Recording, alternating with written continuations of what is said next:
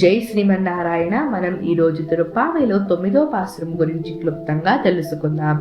தூமணி மாடுத்து சுத்தும் விளக்கெரிய தூபம் கமழத்து இளனை மேல் கண்வளரும் மாமான் மகளே மணிக்கதவம் தாழ்த்திரவாய் மாமீரவளை எழுப்பீரோ உன் மகள் தானுமையோ அன்று செவிடோ அனந்தலோ ஏமப்பெரும் துயில் மந்திரப்பட்டாளோ மாமாயன் మాధవన్ వైగుందన్ ఎన్నెండ్రు నామం పలువం నవీంద్రేలో రెంబావాయ్.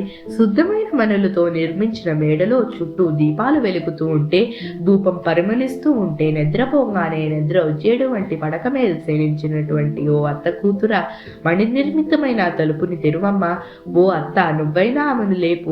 ఆవిడికి మూగా లేకపోతే చెవుడా, లేకపోతే ఎవరైనా నిద్ర వచ్చేలాగా మంత్రించారా?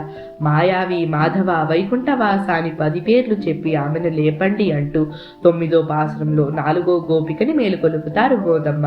ఈ రోజుటి పాసురంలో గోపికని సంబోధించడానికి మామాన్ మగలే అని కీర్తించింది. నామ సంకీర్తనలో భాగంగా మామాయన్ మాధవన్ వైగుందన్, మహామాయావి, మాధవుడు, వైకుంఠనాథుడు అని ఈ రోజుటి పాసనంలో గోదమ్మ అంటారు.